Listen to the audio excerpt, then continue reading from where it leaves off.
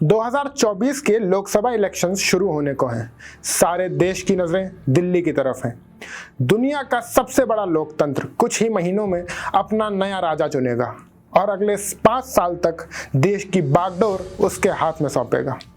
तमाम नेता अपनी अपनी पार्टी को जिताने के लिए जी तोड़ मेहनत कर रहे हैं, लेकिन इन सब में एक नाम जो बार बार हमारे सामने आ रहा है वो है उत्तर प्रदेश के मुख्यमंत्री योगी आदित्यनाथ का। योगी आदित्यनाथ का नाम सुनते ही 2017 के चुनाव हमें याद आ जाते हैं।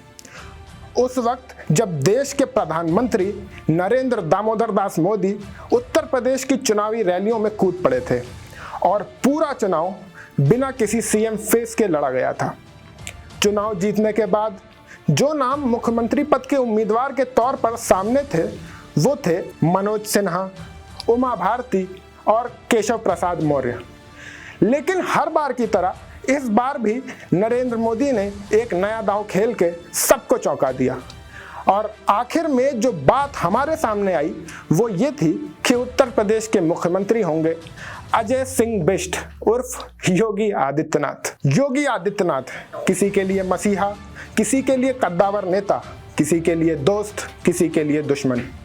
नमस्कार, आदाब, सत श्री अकाल। दोस्तों, मैं हूं शाश्वत सिंह दर्पण और सुखनदान स्टोरीज की जानिब से आज आपके सामने मौजूद हूं। चुनावी इतिहास में ऐसा पहली बार हुआ कि एक आदमी लगातार 2 बार उत्तर प्रदेश का मुख्यमंत्री बना है। आपको ये बात जान के हैरानी होगी कि उत्तर प्रदेश के मुख्यमंत्री जो हर बार भारी बहुमत से जीत रहे हैं, योगी आदित्यनाथ जी, वो मूलतः उत्तर प्रदेश के हैं भी नहीं। तो आइए आज की इस वीडियो में बात करते हैं योगी आदित्यनाथ की निजी जिंदगी से जुड़ी हुई कुछ कमाल की चीज़ों के बारे में जो शायद आपको अब तक मालूम भी नहीं थी। तो दोस्तों, योगी आदित्यनाथ का जन्म 5 जून 1972 के दिन उत्तराखंड के पौड़ी गढ़वाल नाम के जिले में हुआ। पौड़ी गढ़वाल के पंचूर नामक गांव में। पैदाइश के वक्त उनका नाम अजय सिंह बिष्ट रखा गया। योगी आदित्यनाथ नाम उन्हें संन्यास लेने के बाद मिला। उनके पिता का नाम आनंद सिंह बिष्ट और माता का नाम सावित्री देवी है। उनके पिता एक फॉरेस्ट रेंजर थे जिनका देहांत अभी 2020 में कोरोना के दौरान हुआ। अगर परिवार की बात करें तो योगी आदित्यनाथ 4 भाइयों और 3 बहनों में दूसरे नंबर पर पैदा हुए थे। बात अगर एजुकेशन की करें तो उन्होंने अपनी हाई स्कूल तक की पढ़ाई पौड़ी गढ़वाल के ही एक लोकल स्कूल में की थी और इंटरमीडिएट की पढ़ाई ऋषिकेश के श्री भारत मंदिर इंटर कॉलेज से पूरी की। ग्रेजुएशन के लिए उन्होंने हेमवती नंदन बहुगुणा गढ़वाल यूनिवर्सिटी में एडमिशन लिया, जहां उन्होंने बीएससी मैथमेटिक्स करके अपने बैचलर्स की डिग्री हासिल की। इसके बाद उन्होंने एमएससी के लिए एडमिशन ले तो लिया था, मगर ठीक उसी वक्त राम मंदिर आंदोलन ने जोर पकड़ लिया। इसी वजह से उनका मन पढ़ाई से हट गया। आंदोलन से जुड़ने के लिए योगी जी ने अपनी पढ़ाई को बीच में ही छोड़ दिया। देखा जाए तो योगी आदित्यनाथ ने बाकायदा अपने पॉलिटिकल करियर का आगाज 1998 में किया, मगर इस फलदार पेड़ का बीज उनकी जिंदगी में बहुत पहले ही बोया जा चुका था। योगी आदित्यनाथ को पॉलिटिक्स में शुरुआत से ही दिलचस्पी थी। इसके लिए कॉलेज के वक्त उन्होंने एबीवीपी यानी अखिल भारतीय विद्यार्थी परिषद ज्वाइन किया। उनकी गिनती एबीवीपी के उभरते हुए स्टूडेंट लीडर्स में की जाने लगी थी। योगी जी कॉलेज के इलेक्शन के दौरान चुनाव लड़ना तो चाहते थे, मगर एबीवीपी ने उन्हें टिकट नहीं दिया। पर उनके अंदर जल रही आग को एबीवीपी तो क्या, किसी के लिए भी रोकना नामुमकिन था। उन्होंने उसी इलेक्शन में निर्दलीय कैंडिडेट के तौर पर चुनाव लड़ा। हालांकि उस चुनाव में उन्हें हार का सामना करना पड़ा था। अब तक की कहानी सुनकर आपको योगी आदित्यनाथ की जिंदगी आम लोगों की तरह लग रही होगी। योगी आदित्यनाथ का भी इरादा एमएससी की डिग्री लेकर नौकरी करने का ही था, लेकिन उसी दौरान देश भर में राम मंदिर मूवमेंट ने तेजी पकड़ ली थी। योगी आदित्यनाथ खुद भी राम मंदिर निर्माण के पक्ष में थे। राम मंदिर मूवमेंट में तमाम लोगों का साथ देने के लिए साल 1990 में वो उस आंदोलन से जुड़ गए। इसी दौरान उनकी मुलाकात महंत अवैधनाथ जी से हुई, जो उस वक्त गोरखनाथ मंदिर के प्रधान पुजारी और पीठाधीश्वर भी थे। योगी आदित्यनाथ महंत अवैधनाथ से इतने ज्यादा प्रभावित हुए कि उन्होंने अपनी पूरी जिंदगी उनका शिष्य बनकर बिताने का फैसला कर लिया।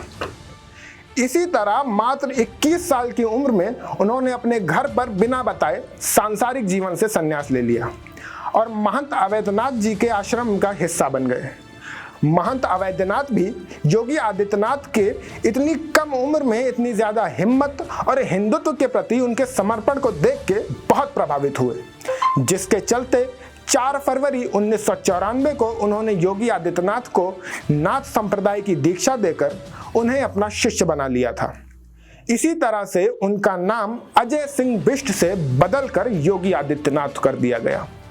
इसके बाद से योगी आदित्यनाथ सच्चे मन से अपने गुरु की सेवा में लग गए और आश्रम का पूरा कार्यभार अपने कंधे पर ले लिया।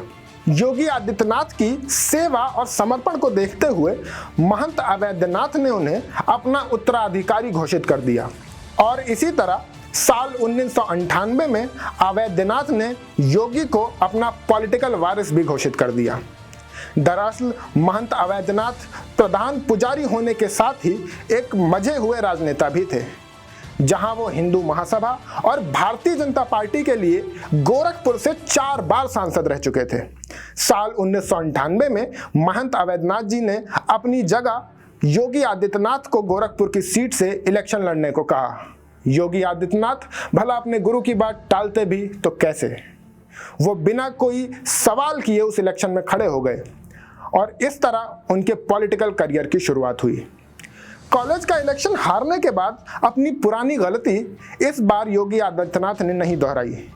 इस बार अपनी मेहनत की वजह से और अवैधनाथ जी का वारिस होने के नाते इस इलेक्शन में भारी मतों से उन्होंने जीत हासिल की और मात्र 26 साल की उम्र में देश के सबसे कम उम्र के सांसद बनने का रिकॉर्ड कायम किया। इसके बाद साल 1998 से 2017 तक योगी आदित्यनाथ गोरखपुर सीट से लगातार 5 बार सांसद बने। योगी आदित्यनाथ ने सांसद के रूप में यूं तो बहुत सारे बड़े फैसले किए, लेकिन जिस चीज ने उन्हें सबसे ज्यादा पहचान दिलाई वो थी साल 2002 में हिंदू युवा वाहिनी का गठन। हिंदू युवा वाहिनी का गठन उन्होंने गौरक्षा और एंटी हिंदू एक्टिविटीज को कम करने के लिए किया था। अपने इन्हीं तमाम कामों से उन्होंने बहुत नाम कमाया और लोग उनके साथ जुड़ते चले गए, जिसके चलते आरएसएस को भी वो काफी पसंद आने लगे और साल दर साल बीजेपी में उनका कद बड़ा होता चला गया। लेकिन योगी आदित्यनाथ के राजनीतिक करियर ने एक अहम मोड़ तब ले लिया जब साल 2017 में उत्तर प्रदेश के विधानसभा चुनाव हुए। दरअसल ये वो वक्त था जब बीजेपी को साल 2015 में दिल्ली इलेक्शन के दौरान आम आदमी पार्टी से बुरी तरह हार का सामना करना पड़ा। ऐसे में पार्टी के लिए 2017 का उत्तर प्रदेश चुनाव बहुत जरूरी हो गया था और बीजेपी किसी भी हाल में इस इलेक्शन को हारना नहीं चाहती थी। शायद यही वजह थी कि 2017 के चुनाव में हिंदुस्तान के वजीर आला, हिंदुस्तान के प्रधानमंत्री नरेंद्र दामोदर दास मोदी खुद इलेक्शन कैंपेन में उतर पड़े।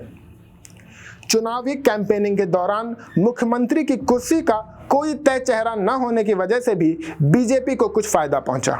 एक बहुत बड़ी गलतफहमी लोगों में यह है कि चुनाव के बाद ही यह तय हुआ कि उत्तर प्रदेश के मुख्यमंत्री योगी आदित्यनाथ बनेंगे, लेकिन कुछ लोगों का कहना है कि साल 2016 में यानी इलेक्शन से कुछ वक्त पहले गोरखपुर के गोरखनाथ मंदिर में भाजपा और आरएसएस के कुछ बड़े लीडर्स की मीटिंग हुई थी और उसी मीटिंग में ये तय कर लिया गया था कि 2017 के उत्तर प्रदेश के मुख्यमंत्री पद के उम्मीदवार योगी आदित्यनाथ होंगे।